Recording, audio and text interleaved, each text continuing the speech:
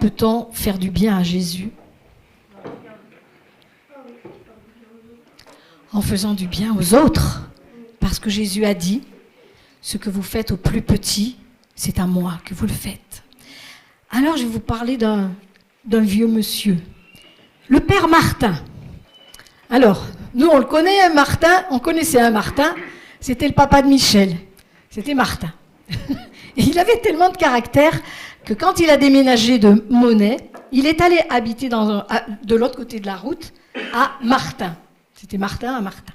Et bien, si bien que les gens qui voulaient aller à Monnet, quand ils voyaient le panneau Martin, ils descendaient à Martin, parce que c'était son nom. Donc, ils allaient voir Martin. Ils allaient même plus de l'autre côté, ils allaient chez Pépé Martin. Mais ce n'est pas le même, celui-là. C'en est un autre. Vous ne le connaissez pas, le père Martin. Quoiqu'il ne soit qu'un pauvre cordonnier, il ne loge pas dans une mansarde. Son atelier, son salon, sa chambre à coucher et sa cuisine sont tous réunis dans une échoppe en bois qui fait l'angle de la place de la Grand-Rue, au centre du vieux quartier de Marseille. C'est là qu'il vit, ni trop riche, ni trop pauvre, ressemelant tout le quartier, car depuis que ses yeux ont vieilli, le bonhomme ne travaille plus dans le neuf. Si vous ne le connaissez pas, les pêcheurs du quartier Saint-Jean le connaissent bien, et les vendeuses du marché de la place, et les gamins de l'école communale qui passent comme un essaim devant sa porte. Lorsque 4 heures sonnent à l'évêché, il leur a cousu des pièces à tous, il sait où le soulier blesse. Les ménagères n'ont de confiance qu'en lui pour mettre des talons solides aux chaussures de leur garnement.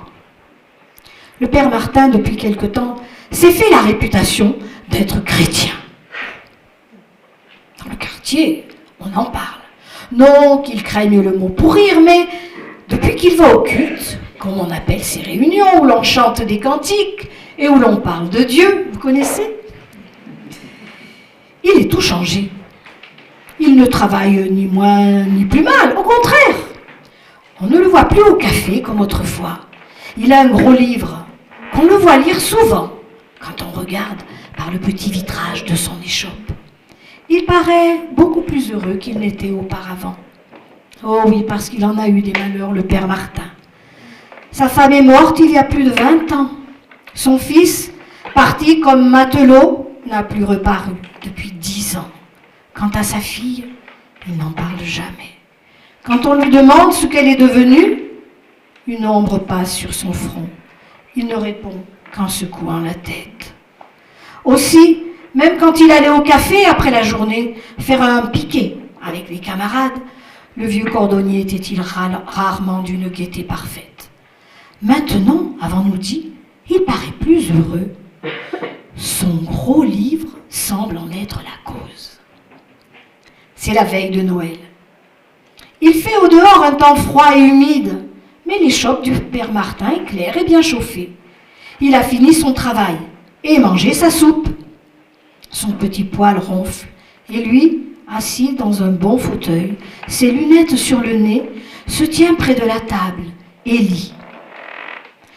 Il n'y avait pas de place pour eux dans l'hôtellerie. Point de place. Point de place. Il aurait eu de la place pour lui ici, s'il était venu.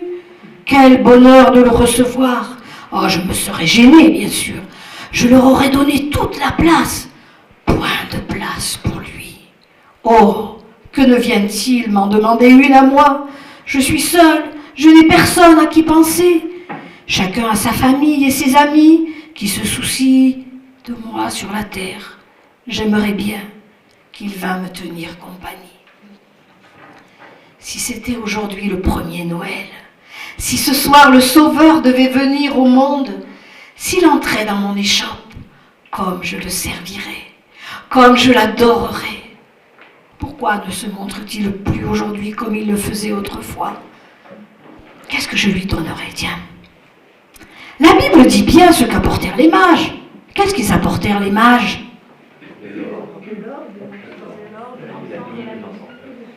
De l'or, de l'encens, de la myrrhe.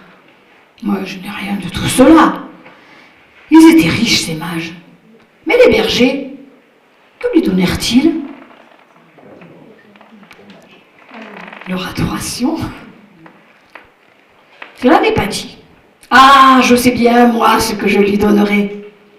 Et le père Martin, au milieu de toutes ses pensées, se lève, tend la main vers une étagère où se trouvaient 2 mignons petits souliers de nourrisson.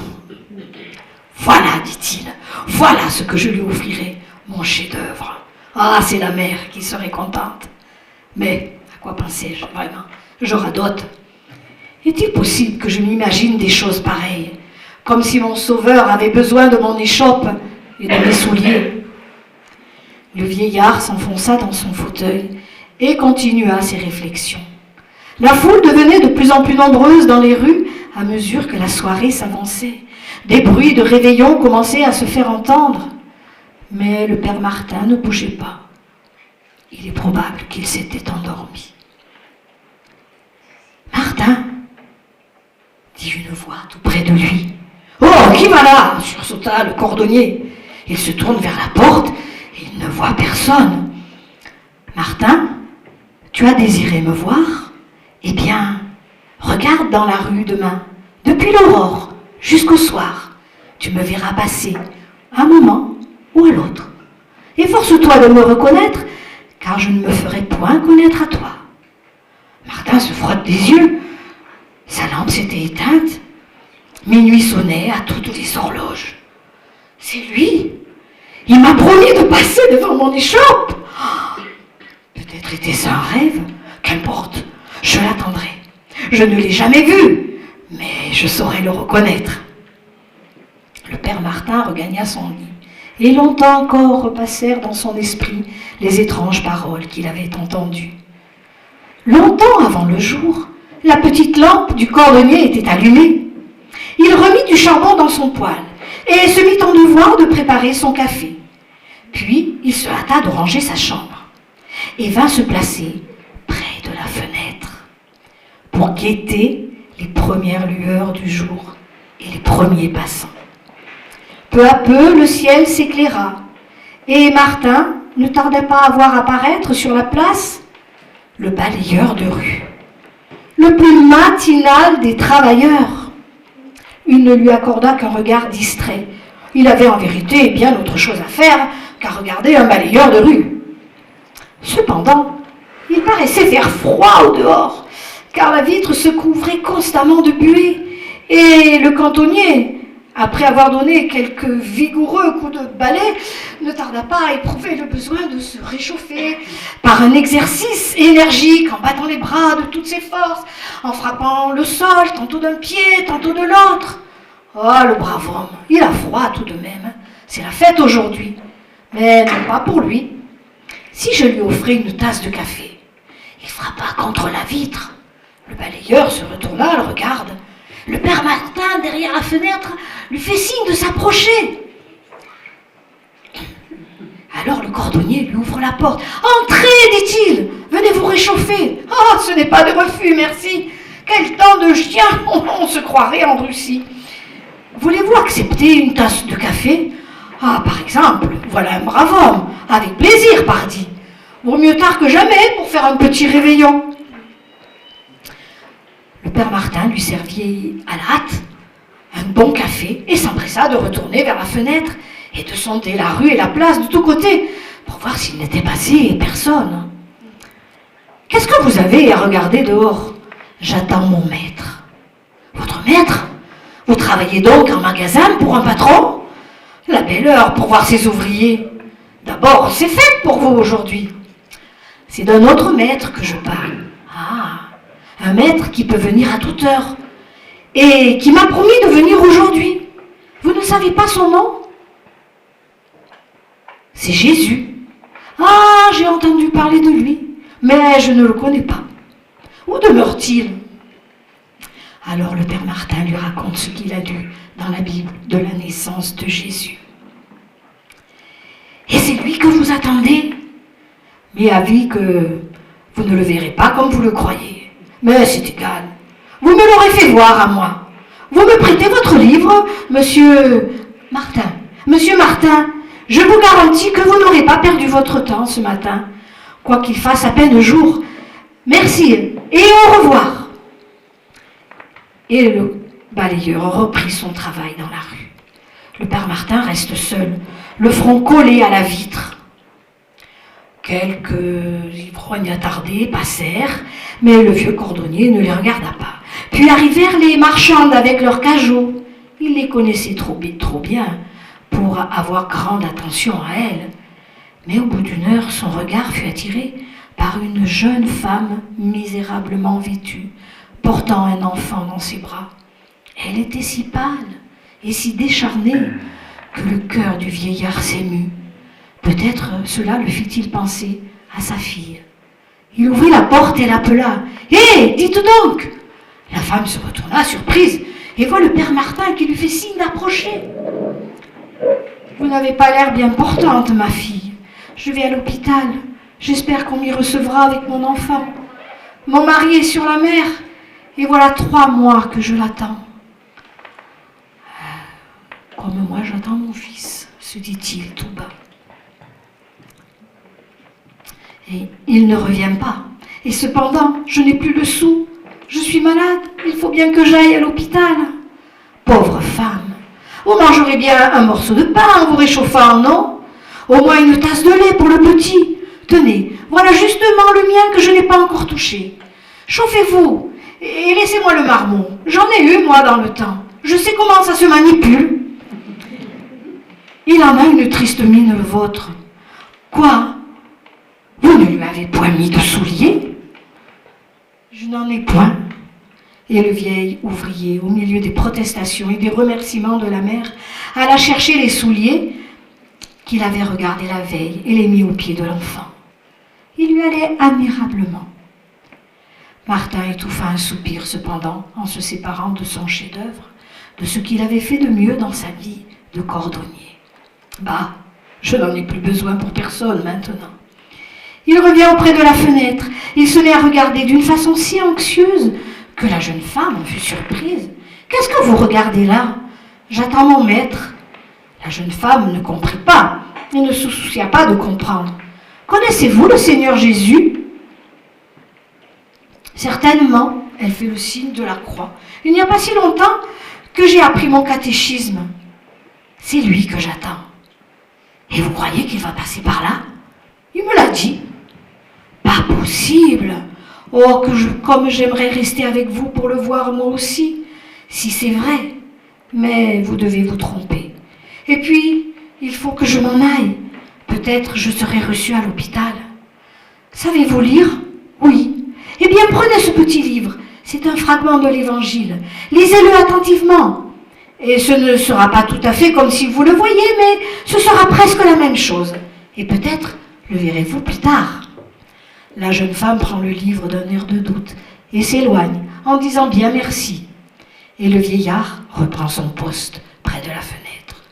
Les heures succédaient aux heures, les passants aux passants.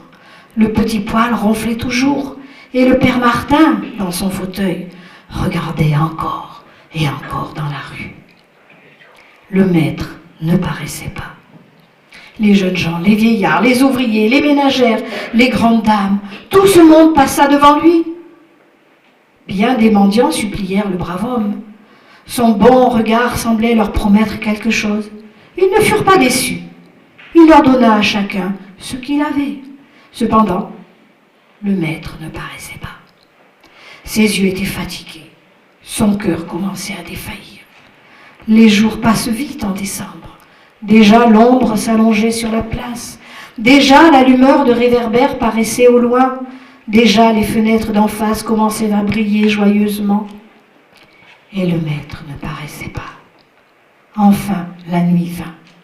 Il était désormais inutile de se tenir près de la fenêtre. Les passants, devenus rares, s'éloignaient sans qu'on pût les dévisager. Il s'approcha tristement de son poêle et se mit à préparer son modeste repas. « Ah, c'était un rêve, dit-il tristement. Pourtant, je l'avais bien espéré. » Il acheva son repas, ouvrit son livre et voulut se mettre à lire, mais la tristesse l'en empêchait. Il n'est pas venu. Il n'est pas venu. Tout à coup, la chambre s'éclaira d'une lumière surnaturelle.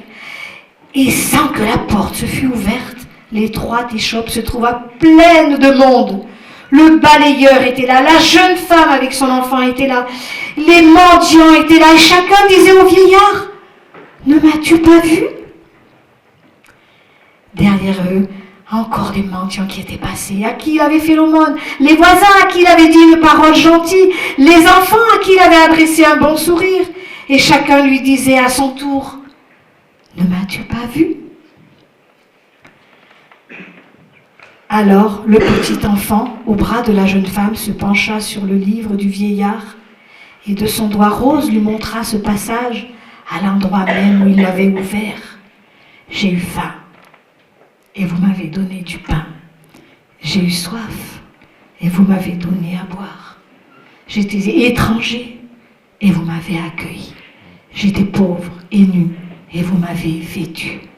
J'étais malade et en prison et vous êtes venu me rendre visite. » Voilà comment le Père Martin a vu Jésus. Depuis le début de cette semaine, j'ai quelque chose dans mon cœur qui est pour nous l'occasion de glorifier Dieu pour tout ce qu'il est, pour tout ce qu'il fait pour nous et pour tout ce qu'il a fait et comment il l'a fait pour nous sauver. De quoi il nous a sauvés aussi, et c'est important de pouvoir comprendre l'amour de Dieu. Il y a une notion dans le cœur de beaucoup de personnes, Dieu est amour, dans le sens que, bien sûr, il aime tout le monde, et c'est vrai, et dans le sens qu'il veut bénir tout le monde, et c'est vrai, et dans le sens que tout le monde finira bien par aller au ciel, et ça, c'est pas vrai. Et donc, il y a une réalité essentielle que je voudrais vous partager, vous montrer ce matin, et qui est importante, et qui rend une gloire incroyable au Seigneur, car le salut que Jésus nous donne est magistral, exceptionnel, c'est un miracle extraordinaire, et c'est une grâce incroyable que Dieu lui-même, dans son amour, a réussi à construire pour nous. Amen. Et on va en parler, et vous allez voir comment on peut entrer et vivre dans l'amour de Dieu. Donc, je vous lis un petit peu mon message, j'ai écrit des phrases importantes pour que vous puissiez les retenir. Comment approcher et concilier la notion tellement grande et puissante de l'amour de Dieu et du salut éternel avec la notion du jugement dernier et de la perdition éternelle. Quand nous parlons et disons que Dieu a tant aimé le monde, nous avons raison. Mais bien sûr, cela ne veut pas dire que tous les hommes iront au ciel. La relation de Dieu avec les hommes est tout à fait particulière et selon la nature même de Dieu. Et la relation de Dieu avec les hommes fonctionne avec le système de l'alliance. Est-ce que vous avez entendu parler d'alliance ? Donc on va parler d'alliance ce matin. Et tout est alliance. Nous allons voir qu'il y a dans les Écritures de Dieu qu'il a créé pour nous 3 alliances qui sont nécessaires et nous permettent de sortir de la condamnation et du péché pour nous permettre d'entrer dans son plan d'amour afin qu'il se réalise dans nos vies. La première alliance, c'est celle de la parole. La deuxième, c'est l'alliance du sang. Et la troisième, c'est l'alliance du feu. Donc la première nous parle de Dieu bien sûr et de sa parole avec nous. Et cette alliance est extraordinaire parce que c'est la clé, c'est la vérité, c'est la révélation. C'est dans sa parole et par son esprit que Dieu nous explique toutes choses et nous montre toutes choses. Et que les autres alliances, celle du sang et celle du feu, deviennent des réalités dans lesquelles nous pouvons entrer et dans lesquelles nous pouvons vivre les uns et les autres. Alors j'ai appelé la première parole que Dieu a donnée aux hommes, je suis un peu dans les temps modernes, j'ai rigolé parce que j'ai eu ça sur mon cœur, je me disais c'est l'alliance 0.0. Ça vous parle, ça fait un peu informatique ça, l'alliance 0.0, alors je disais est-ce que je dis ça ? Et puis ce matin, je ne sais plus qui c'est qui a allumé un téléphone ou un chant pour écouter les cantiques et tout ça, et j'entends qu'il y en a un qui parle du 0.0. Je dis bon, alors c'est quoi cette alliance 0.0 ? Eh bien c'est Dieu qui parle par sa parole. tu mangeras de tous les arbres des fruits du jardin, mais tu ne mangeras pas de l'arbre de la connaissance du bien et du mal, car le jour où tu en mangeras, tu mourras. Genèse, chapitre 2, versets 16 et 17. C'est intéressant ici de nous arrêter avec le texte biblique pour savoir de quelle sorte de mort il est question ici. Et nous allons vite comprendre avec la parole de Dieu qu'il est question de la mort qui est la séparation de la communion avec Dieu, qui est le Dieu de la vie. D'accord ? Ça va comme ça ? C'est important de le savoir. Il s'est passé quelque chose et quand l'homme a laissé entrer le péché en lui, par la désobéissance, il s'est trouvé coupé et séparé de Dieu, chassé du jardin, de l'arbre de vie, et il est devenu mortel. La suite de la mort de l'âme, en quelque sorte, je vais dire ça comme ça, l'âme qui est coupée et séparée de Dieu entraîne petit à petit la vieillesse et la mort du corps. Et la mort de notre corps est tout simplement un point essentiel et salutaire pour le salut de notre âme, qui nous rappelle qu'il faut nous préparer à la rencontre de notre Dieu. Ça n'a pas été la même chose dans le monde des anges. Vous savez qu'il y a une partie du monde de la création angélique qui s'est révoltée et qui s'est trouvée séparée de Dieu et perdue pour l'éternité sans possibilité de salut et de retour, quoi qu'il en soit. Parce qu'ils sont déjà dans la dimension éternelle. Mais nous, dans le temps, et à cause de la mortalité, nous avons la possibilité de revenir à la vie de Dieu, de demander à Dieu de nous faire revenir à la vie, de nous sauver, de nous racheter. Toutes ces notions sont dans les alliances suivantes et nous allons les voir. Donc cette mort, c'est celle de l'âme coupée de la relation vitale et éternelle d'avec Dieu. Et cette séparation est inéluctable car il n'y a pas de péché en Dieu. Dieu est amour, oui, mais Dieu est saint, saint, saint. S'il laissait rentrer la moindre goutte de péché, alors il serait plus Dieu et tout serait perdu.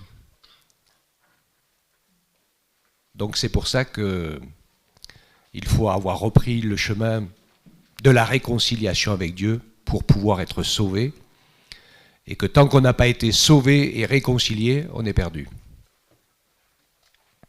C'est ce que la Bible nous montre et nous fait comprendre.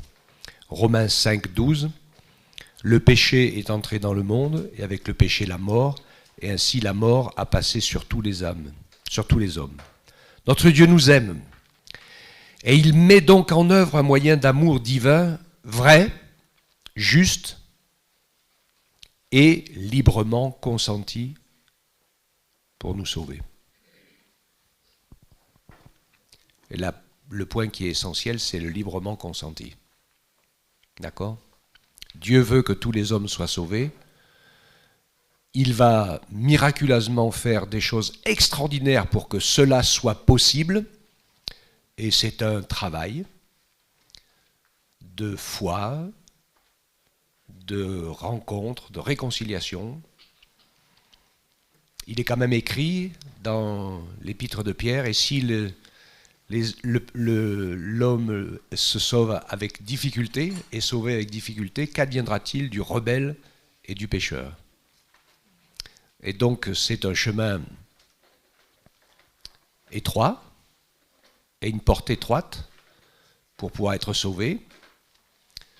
Elle est étroite et périlleuse pour tout le monde. Elle l'a été pour Dieu lui-même en premier, qui a envoyé Jésus, et qui, vous le savez comme moi, est passé sur un chemin terrible, où il s'est volontairement retiré de sa puissance créatrice et divine, il s'est volontairement fait homme, soumis à toute la nature, il s'est volontairement mis dans les limites de l'humanité, et il a volontairement choisi le chemin de la croix, qui est le pire de tous les chemins. C'est le plus beau pour nous, parce que c'est notre salut, Mais c'est le pire pour lui, parce que c'est le chemin de la mort, du péché, du jugement, qu'il ne méritait pas, en aucune manière, mais qu'il a pris à notre place. Amen. Et donc il nous propose, à nous, de rentrer dans cette alliance. Alors je vous ai parlé de ces trois alliances, l'alliance de la parole, l'alliance du sang et l'alliance du feu. On va détailler. Ces trois alliances sont la mise en œuvre, le miracle du plan divin rendant notre salut possible.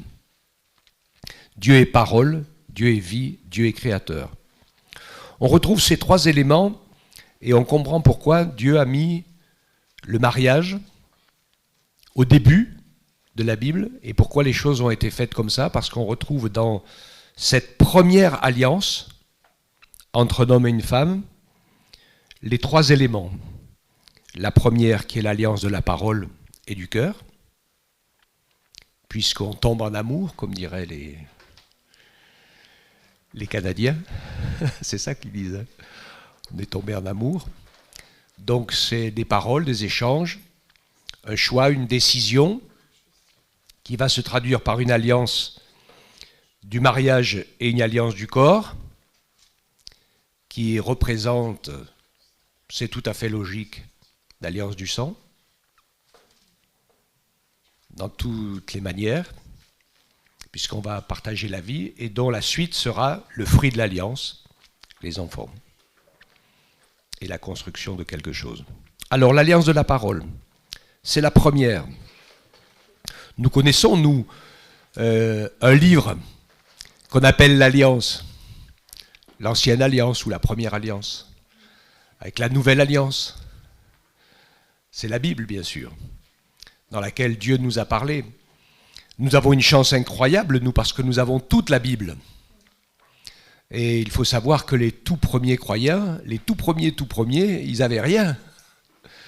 Puis au fur et à mesure que les années ont passé, ils ont commencé à avoir des textes prophétiques, des textes de la Bible, des textes des Écritures.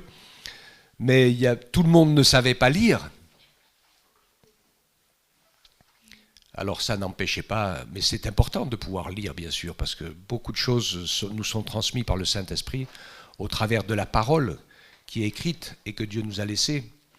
Mais vous le savez comme moi, la parole est écrite, mais il y a une nécessité de mettre en pratique, de vivre, de s'approprier ce qui est écrit, d'y entrer à l'intérieur. Comme Jésus lui-même, qui est la parole. Vous savez qu'on a une petite notion, l'islam dit, les chrétiens ils ont tort parce que Dieu n'a pas de fils, mais les chrétiens ont raison, parce que Jésus a toujours existé. Et il devient le fils de l'homme en même temps qu'il devient le fils de Dieu pour s'incarner, pour venir expier nos péchés, mais il existe depuis toute éternité et il est la parole. Son premier nom, sa première identité, c'est la parole. Et la parole de Dieu a été faite chair. Elle a habité parmi nous. Je ne vous recite pas tous les versets que vous connaissez dans les Écritures qui nous rappellent ces choses. Et donc, dans ces alliances, et par sa parole, Dieu nous parle. Par la Bible, Dieu nous écrit. Par le Saint-Esprit, il nous enseigne, il se révèle, il agit. Tout ça, c'est l'alliance de la parole. Les uns et les autres, nous sommes rentrés, nous avons découvert l'amour de Dieu parce que nous avons écouté et cru dans ce que la parole de Dieu nous a dit, dans ce que quelqu'un nous a dit de la parole ou de son témoignage, peu importe. Quand quelqu'un a rencontré Jésus et que le Seigneur s'est mis à habiter dans son cœur, eh bien nous l'avons rencontré. Et nous chantons, c'est dans l'alliance de la parole. Nous prions, c'est dans l'alliance de la parole. Nous lisons la Bible, c'est dans l'alliance de la parole pour pouvoir être enseigné. Et le Saint-Esprit voit et connaît et il va nous instruire. L'alliance de la parole est fondamentale, essentielle. Hébreux 11, 1 à 3 nous dit « Après avoir autrefois, et à plusieurs reprises, et de plusieurs manières, parlé à nos pères, par les prophètes, Dieu nous a parlé par le Fils, en ces jours qui sont les derniers. Ce Fils qui est le rayonnement de sa gloire, l'expression de son être, soutient toutes choses par sa parole puissante. Après avoir accompli la purification des péchés, il s'est assis à la droite de la majesté divine dans les lieux très hauts. Amen. Alléluia. Quel amour extraordinaire. Jésus donc est la parole. Comme je dis souvent, avant d'être la vérité au sens théologique exprimée, Jésus est une personne. Il est la parole en personne et c'est important d'avoir cela, de comprendre que nous avons besoin de connaître Jésus, de le rencontrer. Il y a des gens religieux qui ne s'arrêtent qu'aux mots et qui ne connaissent pas l'auteur des mots de la parole de Dieu. Et donc ce qui est essentiel pour nous, Jésus le disait déjà à ces religieux dans Jean chapitre 5, il disait « Vous sondez les Écritures pour trouver en elles le secret de la vie », en quelque sorte comme ça, et vous ne voulez pas venir à moi pour avoir la vie, alors que les Écritures vous parlent de moi. En fait, toutes les Écritures, toute la parole de Dieu révèle Jésus, parle de Jésus, qui est la parole, le Sauveur. Celui qui écrit notre nom dans son livre de vie. Quand on vient à Dieu repentant. Parce que pour entrer dans l'alliance, il faut croire ce que Dieu dit. Et la première chose que Dieu nous dit, c'est que nous sommes des pécheurs et qu'il faut nous repentir. Sur le principe de vie. Pourquoi ? Parce que c'est un principe de vie qui est le nôtre et que parfois on garde encore, même en croyant en Jésus, où nous sommes autonomes spirituellement. Alors je ne sais pas si je vais m'arriver à m'exprimer clairement là-dessus. Nous avons besoin que Jésus devienne le Seigneur et que sa volonté, son plan et sa parole aient priorité dans notre cœur parce que nous sommes convaincus qu'il nous aime. Nous savons qu'il veut le meilleur pour nous. Est-ce que vous le savez cela ? Des fois on dit qu'on le sait, mais on a besoin de prendre des décisions, de nous mettre à son écoute et de savoir que si jamais dans une idée, tu te dis « je ne suis pas sûr, mais Dieu m'a dit quelque chose », si c'est bien vraiment le Seigneur qui l'a dit, ça va se passer, ça va arriver. Amen. Un petit peu comme l'histoire qu'on a entendue ce matin. Quand le Seigneur dit une parole, il tient toujours sa parole. Il accomplit toujours sa parole. Il est le chemin, la vérité et la vie. Il est la porte étroite et le chemin étroit. Et nous avons tout dans sa parole.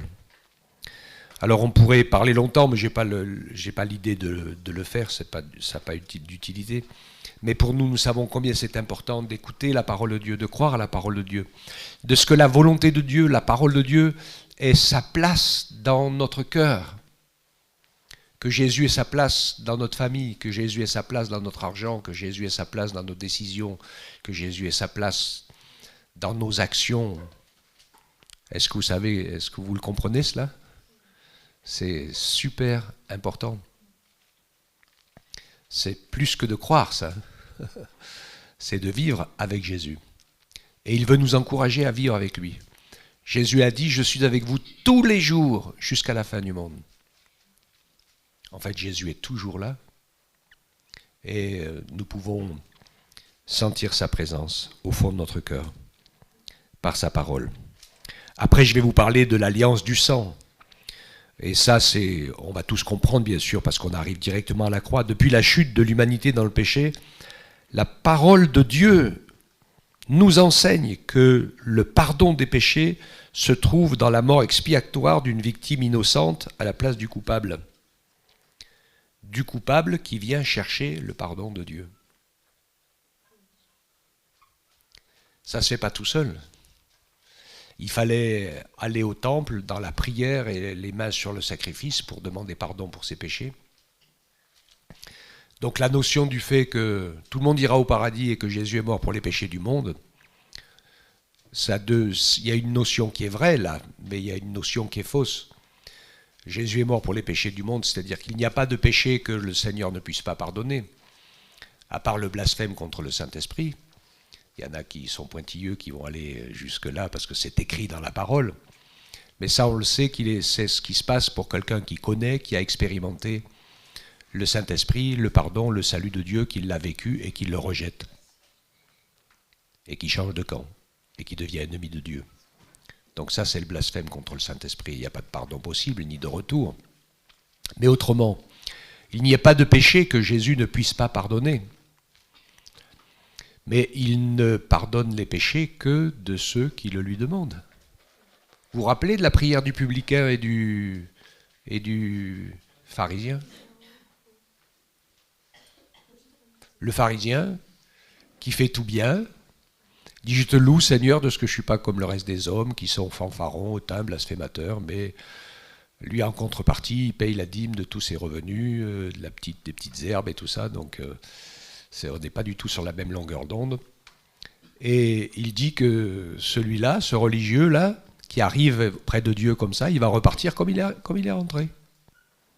Alors que le publicain, qui vit une vie de misère, de galère, qui n'est pas très clean dans pas mal de domaines, il vient dans le temple parce qu'il a besoin du pardon et il vient se repentir et demander pardon. Et il ressort justifié, pardonné, parce qu'il s'est repenti. Tous les hommes sont des pécheurs perdus, mais Jésus ne peut sauver que ceux qui sont conscients du fait qu'ils sont pécheurs et perdus, et qui viennent lui demander de les sauver, et qui pour cela vont entrer dans l'alliance. Croire ce que Dieu dit. Il ne suffit pas de croire que la Bible est la parole de Dieu, mais c'est important de croire Dieu sur parole, et que sa parole a sa place. Donc on revient à l'alliance du sang. Jean 1, 29. Jean-Baptiste, quand il a vu arriver Jésus, le lendemain, Jean vit Jésus venir à lui et il dit « Voici l'agneau de Dieu qui ôte le péché du monde. » Amen. Il l'annonce comme étant celui qui est le sacrifice parfait.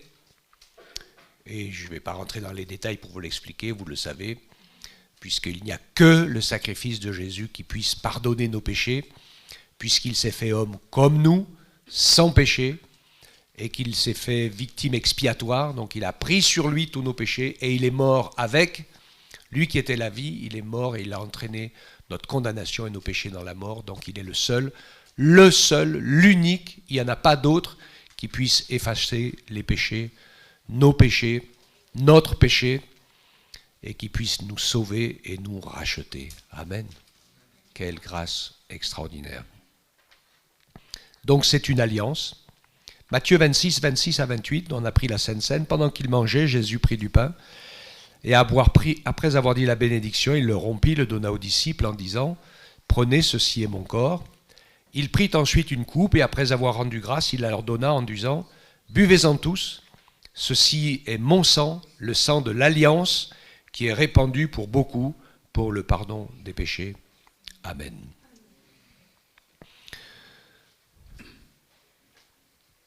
Le sang de l'alliance, symbolisé par le vin. Vous retrouvez le thème dans le livre de l'Apocalypse, au moment où il parle de la moisson et de la vendange. Est-ce que vous vous rappelez de ces textes? Vous les retrouverez dans le milieu du livre de l'Apocalypse, et il dit qu'il envoie l'ange avec la faucille, et que le premier jette sa faucille sur la terre et vient moissonner les grains de blé de la terre qui sont les rachetés. Et il prend et enlève et moissonne tous ceux qui sont sauvés. Et une fois que tous ceux qui sont sauvés ont été enlevés, il envoie un autre ange avec sa faucille qui vendange les grappes de la colère de Dieu et qui les remplit dans la cuve qui sera foulée hors de la ville et qui sera la perdition éternelle. Vous lisez ce texte. Et donc ce symbole du jugement, on le retrouve dans la Seine, puisque c'est le symbole du vin, le symbole du sang versé, le symbole du sang de Jésus, qui a été jugé à notre place et qui a subi la colère. En fait, la colère, c'est la séparation d'avec Dieu le temps de l'expiation de nos péchés. Quelle grâce extraordinaire. Le pardon de nos péchés par Jésus est rendu possible par son œuvre extraordinaire et nous entrons dans cette alliance, nous, par la repentance. Et c'est en nous repentant de nos péchés que nous ressortons pardonnés, que nous demandons pardon à Dieu. Il y a plusieurs choses il y a beaucoup de choses dans lesquelles on peut demander pardon à Dieu. On peut demander pardon à Dieu, et il le faut pour des choses qu'on a mal faites. Mais quand je parle du grand pardon, le pardon fondamental, c'est celui de la compréhension que tant que nous menions notre vie et que nous étions les pilotes de notre propre vie, c'était ça la nature même du péché. Nous vivions isolés. C'était nous le repère. Et c'est là qu'on pêche, parce qu'on n'est pas en communion avec Dieu, on n'est pas en communion avec le Saint-Esprit, et donc on peut faire que des erreurs, des bêtises, et des choses qui n'ont pas de sens, pas de fruits, pas d'utilité. Vous vous rappelez de 1 Corinthiens 13, qui nous parle de l'amour, et qui nous montre qu'on peut tout faire, même jusqu'à aller au sacrifice de sa propre vie, sans que ça n'ait de valeur pour Dieu, parce que ça n'a pas été inspiré par l'amour de Dieu et par le plan et la volonté du Saint-Esprit. Amen. Jésus nous en a donné l'exemple parfait. Jésus était sans péché. Il a vécu sans péché sur la terre parce qu'il a été, il n'a dit, il n'a fait que ce que le Saint-Esprit lui a montré. Ça lui permettait d'être déshabillé, dépossédé de sa divinité et de sa toute-puissance. Ça lui permettait de nous montrer le chemin et de nous faire comprendre que tout fonctionne dans la relation avec Dieu, dans cette nature qui est celle de Dieu lui-même, le Père, le Fils et le Saint-Esprit, qui sont en parfaite communion, en parfaite.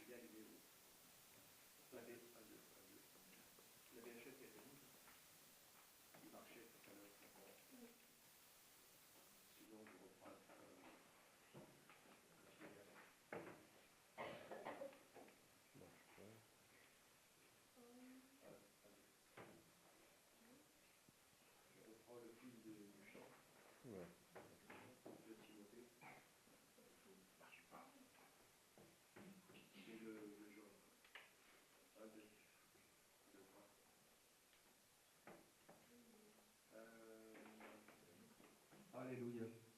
Alléluia. Gloire à Dieu, ça marche. On a retrouvé le son. On avait l'image, mais on n'avait pas le son. Voilà. Donc, je reparlais de cette alliance et du fonctionnement du Père, du Fils et du Saint-Esprit. Nous avons un seul Dieu, qui sont trois personnes bien identifiées, mais qui fonctionnent tout ensemble, tout en interdépendance, tout en communion, tout en amour, tout en accomplissant une même plan, un même dessein, une même volonté. Et quand on voit le dessein de la parole de Dieu par le Saint-Esprit, il veut nous entraîner à la même chose, être en communion avec le Père, être en communion avec Jésus, et le tout par le Saint-Esprit qui nous habite, qui vient habiter dans notre corps. On va parler de l'alliance du feu, c'est celle du Saint-Esprit dans quelques instants. Donc nous savons que ce que Jésus a accompli sur la croix, pour nous, est un miracle extraordinaire, un défi magistral. Il a fait le premier pas le plus grand, celui de l'alliance, mais il est incontournable, indispensable, obligatoire pour nous de rentrer dans cette alliance et de faire alliance avec Jésus, en lui donnant notre parole, en lui demandant pardon parce que nous sommes des pécheurs, et en recevant son salut, en y croyant, en y entrant et en étant sauvés et rachetés par lui. Amen. Donc on entre dans l'alliance de la parole, on entre dans l'alliance du sang, et on va permettre ainsi au Saint-Esprit de venir habiter en nous. Vous savez que notre corps devient le temple du Saint-Esprit. On a compris que le Saint-Esprit a fait l'œuvre extraordinaire de ramener Jésus à la vie. On comprend que le Saint-Esprit bâtit l'Église et qui fait l'œuvre extraordinaire de ramener la vie de Jésus en nous. C'est le Saint-Esprit qui fait que ce que Jésus a accompli sur cette croix, où tout est fini depuis 2000 ans, ça a tout été accompli, eh bien ça devient, c'est aussi vrai, aussi frais, aussi efficace que si ça venait d'arriver. Le Saint-Esprit rend l'œuvre de Christ éternelle et permanente et donne ainsi la possibilité de salut pour tous les hommes, les femmes, les enfants et les personnes âgées de toutes les générations, de tous les temps. Pour celui qui croit à cette parole et qui entre dans l'alliance du sang, le Saint-Esprit nous fait naître de nouveau et nous prend ce qui est à Jésus et nous le donne. C'est ce que nous dit Jean dans son évangile. Ainsi, on arrive à cette alliance du feu, Jean 1, 32 à 34. Jean rendit ce témoignage, j'ai vu l'Esprit descendre du ciel comme une colombe et demeurer sur Jésus. Et moi, je ne le connaissais pas, mais celui qui m'a envoyé baptiser d'eau m'a dit, celui sur qui tu verras l'Esprit descendre et demeurer, c'est lui qui baptise d'Esprit Saint. Après avoir vécu l'expiation de nos péchés par cette alliance du sang, par la mort de Jésus et par la croix, le Saint-Esprit va venir nous habiter et va nous inviter à suivre le chemin qu'il voudrait que nous suivions avec lui. Et ça s'appelle la sanctification. Vous avez entendu parler ? Rechercher l'amour fraternel et la sanctification, sans laquelle nul ne verra le Seigneur. Hébreux 12, 14. Nous sommes sortis de la vie éternelle par nos péchés. Dieu, dans son amour et sa puissance, a réussi à construire la porte et le chemin pour nous faire revenir à lui. Jésus est le seul vrai chemin, la vie. Il est la vérité, le chemin, la vérité, la vie. Nul ne vient au Père que par lui. Et c'est son amour et c'est l'unique vérité. Jésus dit « Je suis le chemin, la vérité et la vie ». Nous savons qu'il n'y en a pas d'autre. Il est le seul sauveur, parce que c'est le seul qui peut nous sauver. Des millions et des millions et des millions d'hommes et de femmes et d'êtres humains sur cette terre ont tourné leurs yeux, leur regard, leur foi et leur bouche, leurs paroles pour venir à Jésus et lui dire qu'ils veulent de Jésus, qu'ils veulent de son salut, et le seul, et il y en a qui ont essayé avec d'autres idoles, avec d'autres religions, etc., les seuls qui ont trouvé la vie, le pardon et la réconciliation, c'est ceux qui sont venus à Jésus, parce qu'il est le chemin, il est la porte, il n'y en a pas d'autre. Acte 4, 12 nous dit qu'il n'y a sous le ciel aucun autre nom qui a été donné par lequel nous puissions être sauvés. Ce nom, c'est le nom de Jésus. Amen.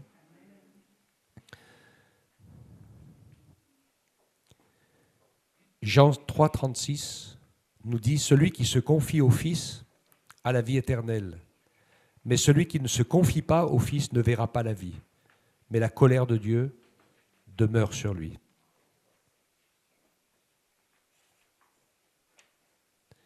Alors, c'est bien sûr essentiel pour nous de réaliser que Dieu nous aime et qu'il a fait quelque chose d'incommensurable, mais qu'il ne peut pas et ne veut pas sauver les hommes de force.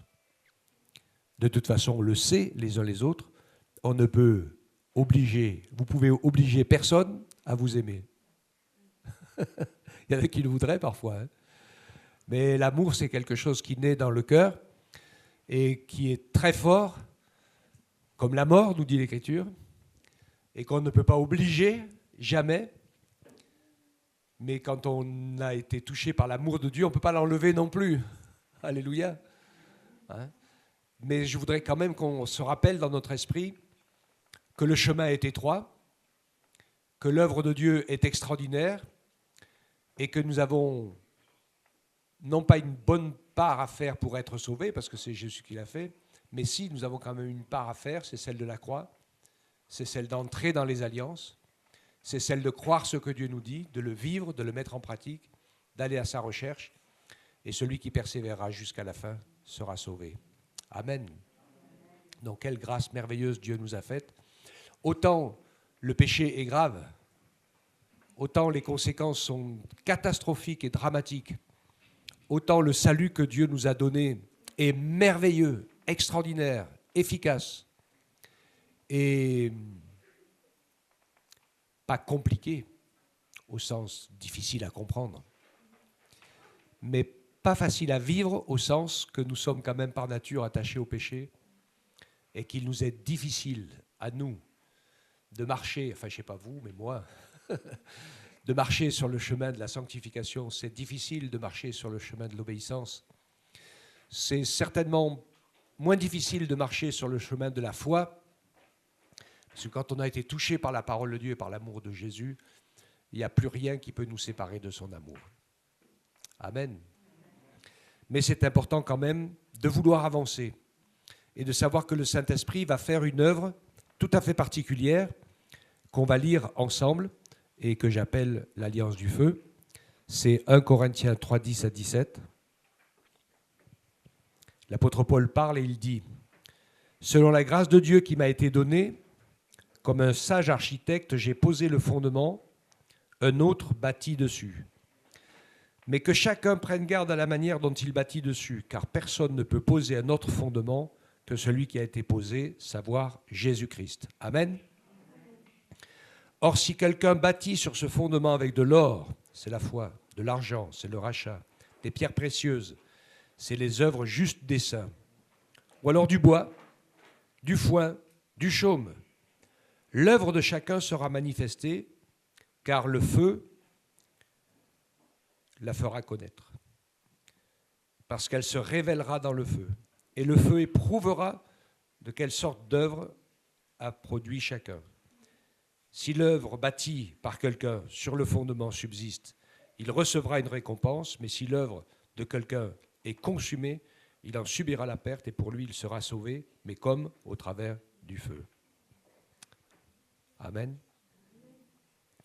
Alors nous avons ce chemin de la foi et de la parole, nous avons le chemin du pardon et du sang versé qui efface le péché, et nous avons le chemin du feu et de la sanctification qui nous aide à trouver le bon chemin et qui nous aide à entrer dans les œuvres que Dieu a préparées d'avance afin que nous les pratiquions. Ça paraît anodin comme ça, cette parole, mais elle a un sens très fort. Les œuvres que Dieu a préparées d'avance. Ces pierres précieuses dont il est question dans l'Apocalypse, la source des récompenses, etc., qui sont le fait qu'on entre, qu'on se prépare à devenir l'épouse de Christ.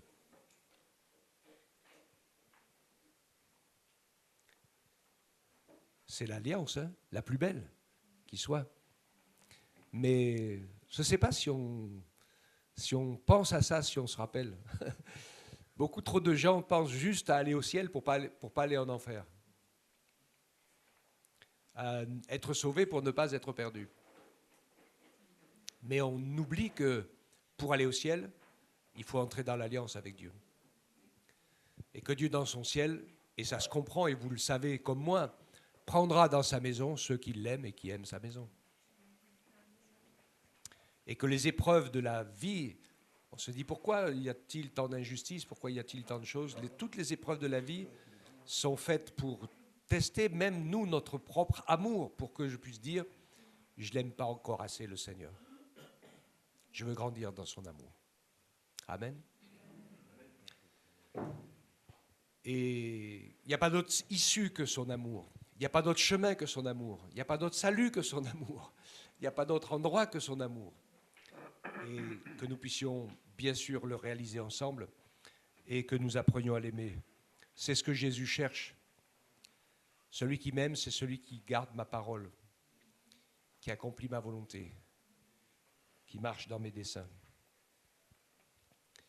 Jésus ne cherche pas que des gens qui croient, il cherche surtout des gens qui l'aiment.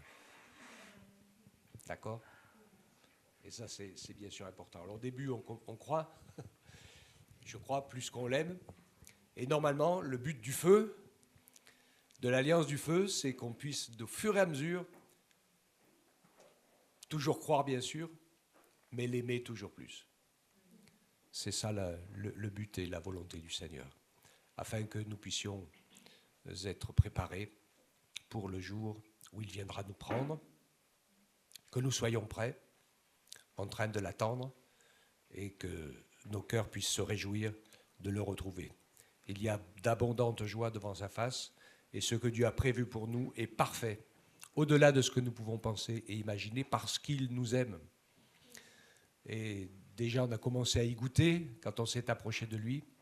Ce qui est essentiel pour nous, c'est de comprendre que nous ne sommes pas faits pour finir sur cette terre avec les richesses et les choses de la terre. Nous sommes prévus pour devenir son épouse dans le ciel et pour passer avec lui l'éternité dans la communion du Père, du Fils et du Saint-Esprit. Amen. Quelle grâce merveilleuse. Et ce salut, le salut de Dieu, il est sur ce chemin-là, dans les alliances. Alliance de la parole, alliance du sang, alliance du feu. Amen. Seigneur, sois béni pour tout ce que tu as prévu, tout ce que tu as accompli, tout ce que tu as préparé pour nous sauver de notre perdition, du trou dans lequel nous étions tombés, de la mort dans laquelle nous étions entrés à cause du péché et de la désobéissance. Mais tu nous as fait grâce, tu as payé si cher, tu as payé tellement le prix fort, et tu as tout prévu pour nous parler, tu as tout prévu pour nous pardonner, tu as tout prévu pour nous racheter, pour nous garder, pour nous préparer. Jésus, tu intercèdes pour nous, tu nous prépares une place. Saint-Esprit, tu nous accompagnes tous les jours pour construire la nature et l'image de Dieu, de Jésus, du Père et ton image en nous, pour que nous puissions te ressembler. Donne-nous de t'aimer plus que toute autre chose et de rentrer dans ces alliances. Aide-nous à grandir dans la foi, aide-nous à grandir dans le pardon, aide-nous à grandir dans la sanctification, dans la marche avec toi et dans l'accomplissement de ta volonté dans nos vies.